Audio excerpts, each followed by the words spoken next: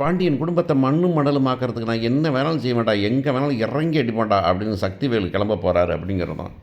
எங்கேயோ ஒரு இடத்துல வந்துட்டு இப்போ கடலில் சிக்கிக்கிட்டோம்னாக்குன்னு வந்துட்டு தண்ணியில் மூழ்கிறதுக்கு முன்னாடி ஏதாச்சும் ஒரு கட்டை கிடச்சா போதும்டா, எனக்கு பிடிக்கிறதுக்கு ஒரு கட்டை கிடச்சா, அது நல்ல கட்டையோ கெட்ட கட்டையோ கருப்பு கட்டையோ சிவப்பு கட்டையோ கட்டை கிடச்சா போதும்டா அப்படின்னு எதை வேணாலும் பிடிக்கிற நிலைமையில் இருக்கிற பாக்கியன் குடும்பத்துக்கு சக்திவேல் வந்து பெரிய அருமருந்தாக தெரிய போகிறாரு அப்படிங்கிறது தான் விஷயம்.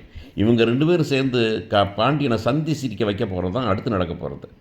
ஸோ இன்றைக்கி பார்த்தீங்கன்னா வந்துட்டு வராங்க, வந்து இப்போ அப்பா அம்மா வராங்க, மயிலோட அப்பா அம்மா வராங்க, வந்தோன்னு வந்து ரொம்ப கெத்தாக பேசுகிறாங்க. பேசிவிட்டு என்ன சம்மந்தி, என்ன சந்தோஷமான செய்தியா, என்னது ஸ்வீட் கொடுக்க போகிறீங்களா, குடும்பமே மொத்தமாக நிற்கிறீங்க, குழலி எப்போம்மா வந்து நீ அப்படின்னு ரொம்ப கேஷுவலாக கேட்டோன்னே வந்து என்ன சம்மந்தி ஒன்றும் பதிலே சொல்ல மாட்டேங்கிறீங்க அப்படின்னு உடனே வந்துட்டு எல்லோரும் வந்துக்கிட்டு, ஏன் நீங்கள் இப்போ வந்து மயில் உங்கள் பொண்ணு தானே அப்படின்னு கேட்ட உடனே இந்த பொண்ணு என்னமோ நடக்குது தீவிரமானு கேட்டு என்னான்னு கேட்டால் மயில் ஓடியாந்து அம்மா அப்படின்னு அப்படி சினிங்கி இந்த இந்த இந்த இந்த இந்த பிள்ளைங்க ஓடின மாதிரி டிக்கிட்டுக்குன்னு ஓடி அந்த பிள்ளை தோளில் சாஞ்சு இன்றைக்கி வேறு அவங்க கேட்டால் தான் கோமதி, ஏண்டி உனக்கு வந்து கொஞ்சி பேச தவிர வேறு ஒன்றும் தெரியாதா அப்படின்னு சொல்லிட்டு நேற்றுக்கு இந்த சரண்யா துராதியோட நான் ஒரு ஒரு அவங்களுடைய யூடியூப் சேனல் போய் பார்த்தேன். நான் ரொம்ப அருமையாக பண்ணியிருந்தாங்க. ஆக்சுவலாக அந்த கரூர் சம்பவத்தை பற்றி வந்துட்டு அரசியல் கட்சி சார்போ எதுவுமே இல்லாமல் ஒரு சொசைட்டியாக நம்ம என்ன பண்ணுறோம் அப்படிங்கிறத பற்றி ரொம்ப அருமையாக பேசுகிறாங்க. ஆக்சுவலாக நான் அதை ஃபாலோ பண்ண நினச்சிட்ருக்கேன். அந்த பொண்ணு அடித்து ஓடி போய் தோளில் போய் சாஞ்சிட்டாங்க, அம்மா தோளில். என்னடி ஆச்சு, என்ன ஆச்சு அப்படின்னு தான், உங்கள் பொண்ணு தானே அப்படின்னு. ஆமாம், என்ன படிச்சிருக்கா உங்கள் பொண்ணு? அவன் என்ன மயிடு காலேஜ் போய் படிச்சிருக்கா அப்படின்னு அந்த அம்மா சொல்ல. என்ன காலேஜுன்னு சும்மா சொல்கிற நீ, அவளாம் வந்துட்டு எம்ஏ இங்கிலீஷ் லிட்ரேச்சராக கோல்டு மெடல் வாங்கியிருக்கா அப்படின்னு அவங்க அப்பா சொல்லும்போதே சரவணை வந்துட்டு அண்டாவை தூக்கிட்டு அடிக்க வந்துட்டான். என்னங்க சம்மந்தி, என்ன பிள்ளைகள் விட்டு அடிக்க விட்டு வேடிக்கை பார்த்துட்டு இருக்கீங்க அப்படின்னு எல்லாரும் கேள்வி மானங்கட கேள்வி கேட்குறாங்க. நீங்கள்லாம் மனுஷரா அப்படின்னு அரசியே கேட்டுருது. நீங்களாம் ஒரு மனுஷனா, எங்கள் அண்ணன் வாழ்க்கையை கெடுத்துட்டு இவ்வளோ தைரியமாக பேசிக்கிட்டு இருக்கீங்க அப்படின்னு. என்ன சின்ன பிள்ளைகளாம் பேசுது அப்படின்னு சொன்னால், சின்ன பிள்ளைகள் தான் பேசும் அப்படின்னு சொல்லி பேசிட்டு, என்ன டிகிரி பற்றி இல்லை அது வந்துட்டு அப்படின்னு சொல்லும்போதே இந்த குரலி காமிச்சு, ஏயா ஏன்டா என் தம்பியோட 2 வயசு கம்மி, நீங்கள் ஒரு கிளவியை கட்டி வச்ச மாதிரி என் வயசில் ஒரு பிள்ளைய கொண்டாந்து கல்யாணம் முடிச்சிருக்கீங்க, என்ன தான் பொய் சொன்னீங்க நீங்கள் அப்படின்னாக்கா, அதெல்லாம் இல்லைம்மா, கொஞ்சம் பிரச்சனை, அதனால் வந்துட்டு சரி கொஞ்சம் வயசாகிட்டே போகுதே, கொஞ்சம் குறைச்சி வச்சு சொல்லுவேன்னு சொன்னமே தவிர வந்துக்கிட்டு உன் தம்பிக்காகலாம் பிளான் பண்ணலாமா, நாங்கள் சுயவரத்தில் மொத்தமாக வந்தோம், உங்கள் அப்பா அம்மா தான் எனக்கு பிடிக்குதுன்னு சொன்னாங்க, உங்கள் அப்பா தான் பிடிக்குதுன்னு சொன்னார், நானாக பிடிக்குதுன்னு சொன்னேன், உங்கள் அப்பா தான் பிடிக்குதுன்னு சொன்னார், பேசினார், நான் ஒன்றும் பேசலையே. நான் அப்போ வந்துக்கிட்டு நான் வந்து இப்போ சரவணனுக்காக போய் சொல்லி வச்சுருந்தேன். ஒட்டு மொத்தமாக என் பிள்ளை கல்யாணம் பண்ணி எத்தனை சுயவரத்துக்கு போவோம், மாப்பிள்ளை வந்து வீட்டில் வந்து விழுந்தா எதுக்கு சுயவரத்துக்கு போகிறோம், நீங்களும் அப்படி தானே, உங்களுக்கு பொண்ணு வந்து வீட்டில் வந்து விழுந்துருந்தா எதுக்கு நீங்கள் சுயவரத்துக்கு போகிறீங்க, பொண்ணே கிடைக்காம தானே அங்கே வந்தீங்க நீங்கள், அதனால தான் சரி உங்களுக்கும் கல்யாணம் முடிக்காமல் கிடக்குறீங்க, எங்களுக்கு அதெல்லாம் முடிச்சு வச்சுலாம் நினச்சோம் அப்படின்னு பேசின உடனே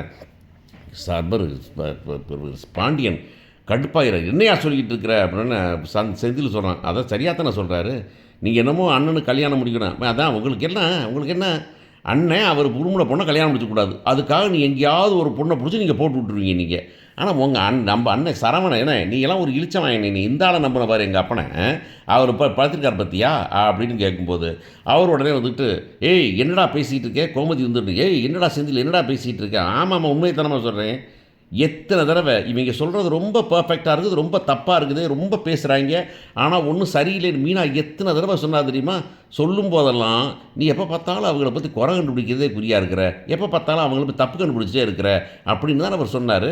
இவர் வந்துக்கிட்டு அவர் சொன்னதை கேட்கவே இல்லைல்ல அப்படின்னு உடனே பாண்டியன் தலை குனிஞ்சு நின்றுறாரு. உடனே சரவணன், ஏய் அப்பா விடுறா, அப்பா ஒன்றும் கிடையாதுடா அப்படின்னு, சரி இங்கே நீங்கள் சண்டை போட்டுக்கிட்டு இருக்காமல் அவங்கள கேளுங்க அப்படின்னு சொல்லும்போதே உடனே இந்த நகநட்டில் என்ன மாதிரி பிரச்சனை இருக்கான இப்போ தான் வந்துட்டு மெதுவாக வந்துட்டு ராஜி மாமா அப்படின்னு, என்னம்மா என்ன இல்லை அத்தை அப்படின்னு, என்ன சொல்லு அப்படின்னு, இல்லை மயிலக்காவோட நகைகளில் வந்துட்டு எல்லாம் வந்துட்டு சரியில்லை, அதில் கொஞ்சம்லாம் வந்துட்டு கவரிங்லாம் இருக்குது, கொஞ்சம்னா எவ்வளவு அப்படின்னு கேட்குறாங்க. சொல்லி மயில் எவ்வளவு கவரிங்க எவ்வளவு அப்படின்னா, 8 பவுன் 8 பவுன் கவரிங்க அப்படின்னு, இல்லை 8 பவுனு தான் நல்லது அப்படின்னு அங்கிட்டு மீனா சொல்கிறாங்க. என்னது 8 பவுனு தான் நல்லதா, ஏய் என்னடா பெரிய ஏமாத்தா இருக்குது, போய் போலீஸ் ஸ்டேஷன் கொடுத்துலாம் போல கிடாது அப்படின்னு. அப்போ நகைக்காகத்தான் என் பிள்ளை கல்யாணம் முடிச்சுக்கிட்டீங்களா நீங்கள் அப்படின்னு அந்த அம்மா திருப்பிடுது. நகைக்காக தான் கல்யாணம் முடிச்சிக்கலாம் நீங்கள், நகைக்காக பவுஸுக்காக தான் கல்யாணம் முடிச்சிக்கலாம் நீங்கள், என் பிள்ளைய வந்து வாழ வைக்க விரும்பலையா அப்படின்னு அந்த பிள்ளை திருப்பிடுது. அந்த அம்மா திருப்பினாக்க உடனே இவங்கெல்லாம் கடுப்பாகி இதெல்லாம் ஆகிறதில்ல, நீங்கள் பொண்ணை கூப்பிட்டு கிளம்புங்க அப்படின்னா, பொண்ணெல்லாம் கூப்பிட்டு போக முடியாதுங்க, நீங்கள் வேணால் அனுப்பி வைங்க, நீங்கள் நான் பொண்ணை கூப்பிட்டு போக முடியாது, நான் இந்த ஒரு பிள்ளையை கல்யாணம் முடிச்சு வச்சுட்டேன், இன்னொரு பிள்ளை கல்யாணம் முடிக்க வேண்டியிருக்கு, நான் இந்த பிள்ளையெல்லாம் கூட்டி கொண்டு வச்சுட்டா என்ன வீட்டில் வச்சு என்ன பண்ண முடியும், நான் உங்கள்கிட்ட கொடுத்துட்டேன், நீங்களே வச்சுக்கோங்க, ஏங்க நீங்கள் கிளம்புங்க போகலாம், அவ்வளோதான், இவங்க குடும்ப பிரச்சனை நம்ம என்ன தலையிட்டு வாங்க போகலாம் அப்படின்னு கிளம்பிடுறாங்க. கிளம்பி போயிடுறாங்க. போனாக்க இந்த பொண்ணு பின்னாடியே ஓடுது. இல்லை நீ வராது, நீ அங்கேயே இருங்கிறாங்க. வேறு வழியே இல்லை. அந்த பிள்ளை வந்துட்டு இல்லை நான் இங்கே இருக்க மாட்டேன், இனிமேல் நான் வரேன், வீட்டுக்கு வரேன்னு வீட்டுக்கு போயிடுது. வீட்டில் போய் உட்காந்துருக்காங்க. உட்காந்துருக்கும்போது திடீர்னு கதவு தட்டுற சத்தம் கேட்குது. சத்தம் கேட்டோன்னா என்னடான்னு பார்த்தாக்க சக்திவேல் உள்ளார வராரு. எப்படா சக்திவேலுக்கு விஷயம் தெரியும்னாக்கா, பழனிவேல் என்ன பண்ணுறான், பழனிவேல் வந்துக்கிட்டு இன்றைக்கி கடவுளுக்குள்ளே என்னான்னு தெரியலேன்னு வந்து மெதுவாக வந்து விசாரித்து கதிருக்கு ஃபோன் பண்ணி, என்னடா கதிர் என்னடா நடந்துச்சுன்னா, இப்படி ஒரு பிரச்சனை வந்து வச்சுமா, என்ன பிரச்சனை அப்படின்னா, இந்த மாதிரி பிரச்சனை மாமா அப்படின்ன உடனே, ஓ அதான் பிரச்சனையா அப்படின்னு சக்திவேல்கிட்ட அவன் சொல்லிடுறான். இப்படி ஒரு பிரச்சனை ஆகி போச்சான், அந்த மயில் எல்லாம் ஏமாற்றிட்டாங்களா, டே சூப்பர்டா பாண்டியனுக்கு வேணும்டா வேணும்டா அப்படின்னு சொல்லிட்டு, இப்போ பொண்ணு அனுப்பிவிட்டாங்களா, அவனை அப்படி நிம்மதியாக இருக்க முடியாதரா அப்படின்னு தான் வீட்டுக்கு வரார். வீட்டுக்கு வந்து என்னங்க என்ன ஆச்சுன்னா, என்னங்க மானத்தை வாங்கிட்டார் உங்கள் மச்சனை, நீங்களும் தான் போய் கொஞ்ச நாள் ஒரு லெவலுக்கு சொல்லியிருக்கணுங்க, என்னை இவ்வளவு லெவல் தாண்டி பேசியிருக்கீங்க, அதுக்காக பொண்ணு வாழ்க்கையை விட்டுற முடியுமா நம்ம, அதெல்லாம் முடியாது, நீங்கள் வாங்க, இப்போ வந்து உங்கள் பொண்ணை வந்து அவங்க வீட்டில் வாழ வைக்கணும், அவ்வளோதானே, நான் வழி சொல்கிறேன் வாங்க நீங்கள் அப்படின்னு சொல்லி நேராக போலீஸ் ஸ்டேஷன் கூப்பிட்டு போயிடார்.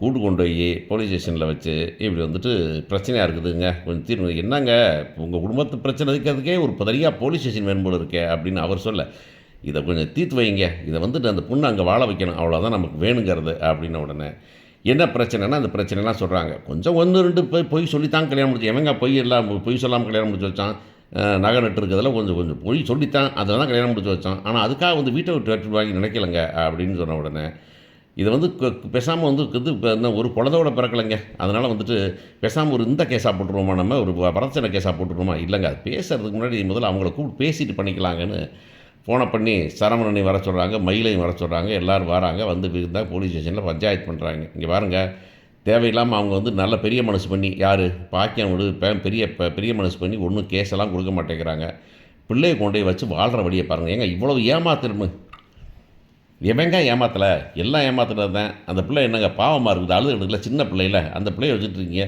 கொண்டு போய் வச்சு வாழுங்க, இல்லையா அப்படின்னா உடனே பழனிவேல் தரும், இங்கே வேறு கொண்டு போய் வச்சு வாழ்கிறா சரவணா, கொண்டு போய் வச்சுக்கோங்க, இல்லைன்னு வச்சுக்கோமே நான் வந்து வரதட்சணை கேஸாக போட்டுருவோம், குடும்பத்தோட அம்மா அப்பா பையன் எல்லாம் போயிடுவீங்க, அடித்து துன்புறுத்துனீங்க அப்படின்னு குடும்பத்தில் இருக்கிற எல்லா பேரையும் கேஸாக போட்டு விட்ருவோம், அவ்வளோதான் முடிஞ்சு போச்சு அப்படின்னு பழனிவேல் சொல்ல, சரவணனுக்கு வேறு வழியே இல்லை, ஏன்னா பாண்டியன் வரல, சரவணன் மட்டும் தான் வந்திருக்கிறான். சரவணன் வந்துக்கிட்டு சரி நான் கூப்பிட்டு போகிறேன் அப்படின்னு வீட்டுக்கு பைக்கில் உட்கார வச்சு கூப்பிட்டு போகிறான். வீட்டுக்கு வந்தால் கோமதி வந்து கதவு அப்படின்னு கத்துறாங்க, ஏன்டா திரும்ப கூப்பிட்டு வந்த அப்படின்னு. என்னம்மா பண்ணுறது, நான் கூப்பிட்டு வரலைன்னாக்கு கொண்டே போலீஸ் ஸ்டேஷனில் உட்கார வைக்கிறாமா, அவ்வளோதான், இது வாட்டில் ஒரு மூலையில் கிடக்கட்டும் போ, எனக்கே அது கிடந்து அது ஒருத்தரும் பேச வேணாம், அவள் சமைச்சாப்புறா இல்லைன்னா கிடக்கிறா, ஒருத்தரும் கவலைப்படாதீங்கன்னு விட்டுறாங்க அப்படின்னு.